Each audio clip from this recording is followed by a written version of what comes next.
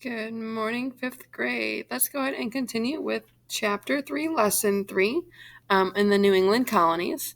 So our essential question then for Chapter 3, Lesson 3 is going to be, what was life like for people in New England? Let's go ahead and start our reading. So we're going to talk about seeking religious freedom. In England in the 1600s, it was a crime to belong to any church other than the Church of England. Members of the church, called separatists, however, wanted to set up their own churches and make their own rules. As a consequence, many members of the church were arrested and fined. In the early 1600s, a group of separatists decided to move to the Netherlands to escape persecution. This group later became known as the Pilgrims. The Pilgrims found religious tolerance in the Netherlands, but they eventually decided to leave. Some historians believe that they left because they were concerned about losing their English identity. The Pilgrims also found it difficult to make a living there. So here we have the Pilgrims departing on the Mayflower in 1620. So it says the Pilgrims decided to venture to North America for both religious and economic reasons. They asked the English government permission to settle in Virginia, and the London Company agreed to pay for their passage. In return, the Pilgrims had to send resources such as timber, fish, and furs back to the company. So let's take a quick look at the map here. It says the New England colonies were the northernmost English colonies. So that's all up here in what we know as Connecticut, Rhode Island, Massachusetts, okay, parts of Maine, parts of Vermont, and New Hampshire, and New York. All right, so let's go ahead and take a look at our timeline for Lesson 3. It says that in 1620, the Pilgrims on the Mayflower arrive at Plymouth in what is now Massachusetts. In 1630, we have the Puritans establish a settlement at Boston. In 1636 to 1637, we have the Pequot War. In 1636, we have Providence Colony is established in what is now Rhode Island. In 1675 and 1676, we have King Philip's War. In 1692, we have the Salem witch trials begin. And then in 1700s, we have the First Great Awakening. And we'll read about some of these things here. So let's continue by reading about the Pilgrims. In September of 1620, 102 men, women, and their children set sail from Plymouth, England, on a ship named the Mayflower. About 40 of the 102 passengers were pilgrims. These pilgrims faced a number of hardships on their 66-day voyage across the Atlantic Ocean, including storms and rough seas, disease, and hunger. When they finally caught sight of land, they realized they had not landed in Virginia as they had planned. Instead, they were hundreds of miles north at what is today Cape Cod, Massachusetts. The Pilgrims were changing the rules of their original agreement by settling in a different area. Led by William Bradford, the colonists drew up a new contract for their community. This document, called the Mayflower Compact, provided the outline of a new government. This was one of the first steps towards self-government in colonial North America. The Pilgrims did not decide on a location for their settlement right away. In the early days, they lived on board the Mayflower. They eventually chose a settlement they called Plymouth. They arrived in late December, at the start of a brutal winter. They were without experience, low on supplies, and utterly unprepared for the weather. Half of the Pilgrims died in the winter due to starvation, disease, and the cold. Let's go and take a look at this primary source by William Bradford. So in their words, the Mayflower Compact, 1620. Having undertaken for the glory of God and for the advancement of the Christian faith, and honor of our king and a country, a voyage to plant the first colony in the northern parts of Virginia. Do, by these presents, solemnly and mutually in the presence of God and one another, we combine ourselves together for the general good of the colony, unto which we promise all due submission and obedience. And that was part of the Mayflower Compact.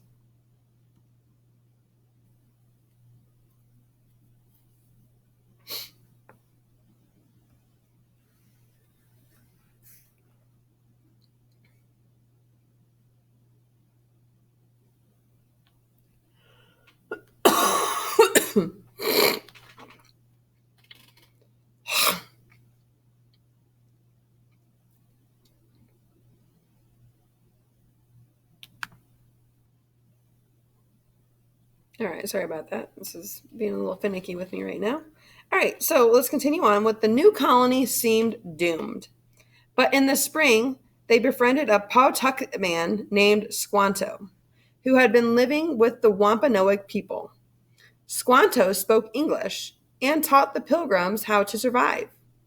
He showed them how to plant corn and use fish to fertilize the soil. He taught them how to trap animals, catch fish, and find oysters. William Bradford called Squanto a special instrument sent from God. The Pilgrim settlement thrived and grew. This is an artist's depiction of what the Mayflower may have looked like. The Puritans.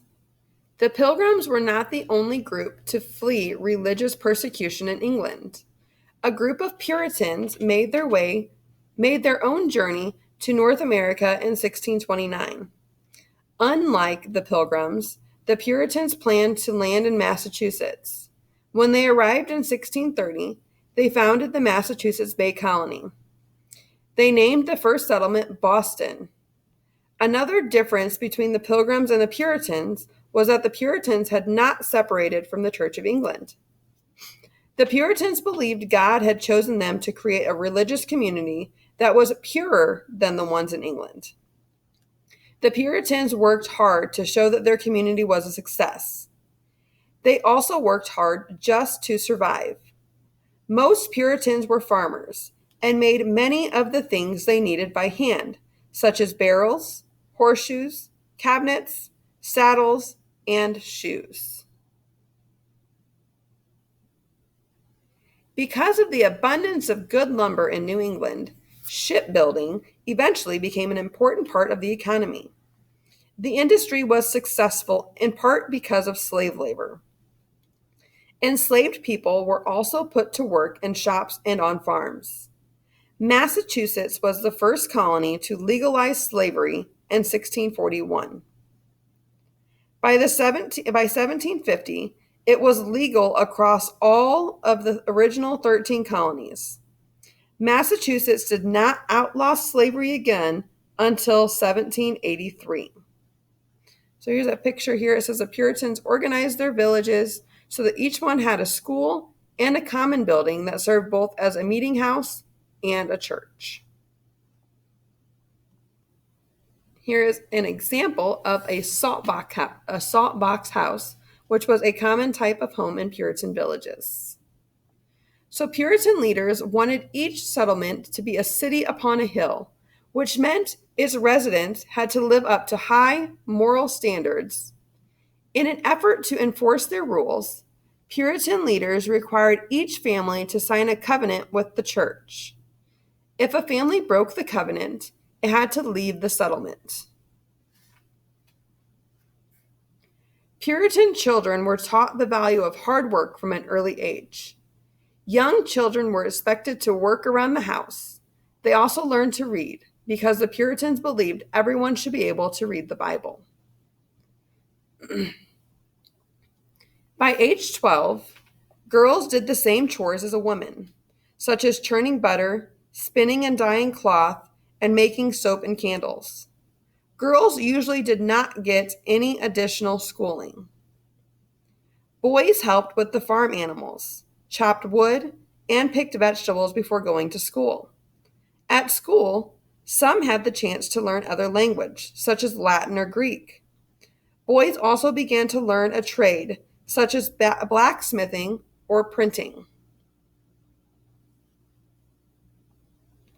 Life for Puritan women consisted mostly of managing the home and raising children. Most women were not allowed to own property, and they were supposed to be obedient to men.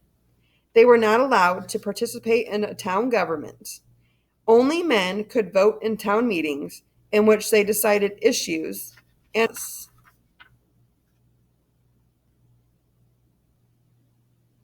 the Puritans founded the Massachusetts Bay Colony so they would be free to practice their own religion.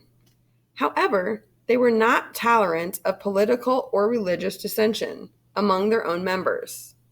Roger Williams dissented, telling leaders that they should not take the land that belonged to the Native Americans and that they should allow the practice of other religions.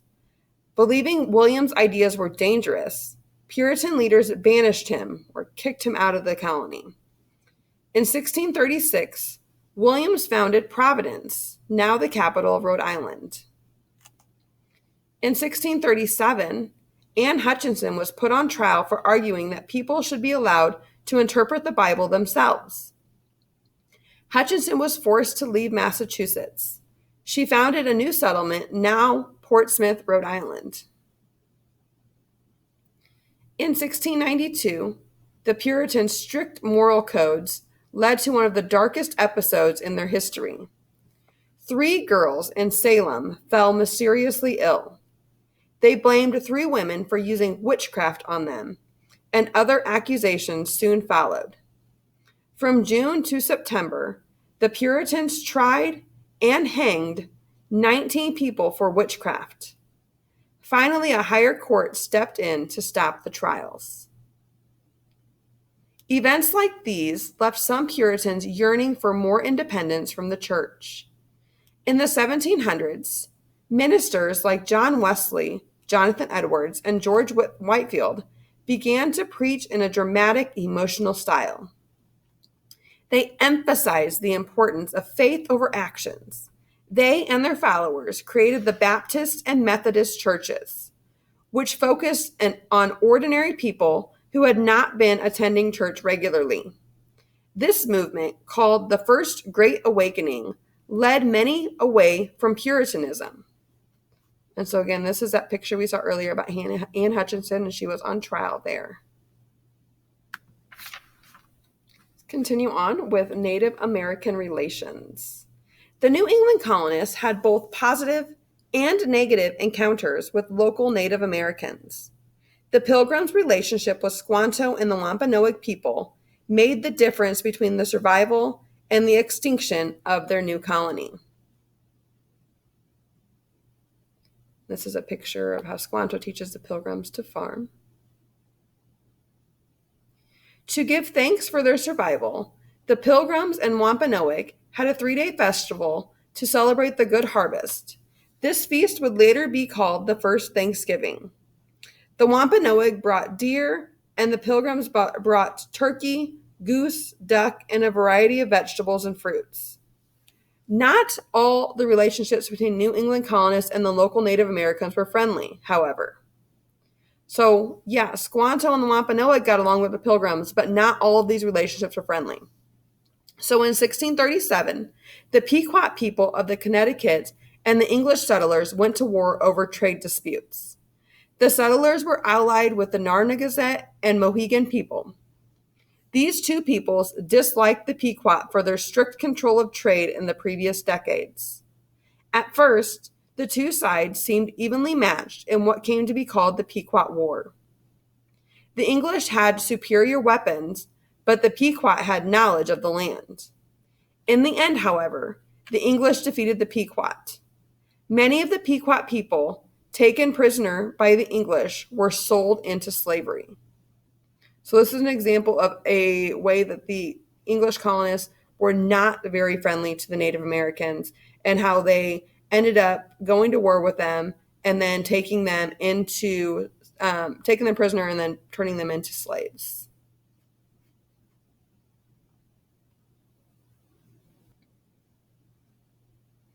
So, despite the promising beginning to the Pilgrims' relationship with the Wampanoag and Narragansett and Mohegan peoples, the colonists soon became enemies with these groups. The Native Americans were angered by the increasing number of new colonists who were settling on their lands. By 1675, these tensions resulted in a bloody conflict called King Philip's War. King Philip was a name that the English settlers gave to the Wampanoag leader, Metacomet. Metacomet's father, Massasoit, had helped the Pilgrims survive their first harsh winters.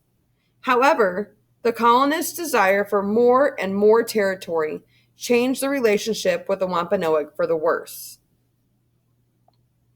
Thousands of people died in King Philip's War. Metacomet was eventually killed, and his family was sold into slavery. In their brutal conquest of the Native Americans, the English showed they were capable of seizing land and maintaining power. The war marked the end of any resistance to English colonization of New England. So the Native Americans pretty much gave up and just either they were killed, they were taken into slavery, or they moved away from New England colonies because they knew they were no competition against the English settlers and their weapons. So here's a picture of Metacomet, also called King Philip, of the Wampanoag people.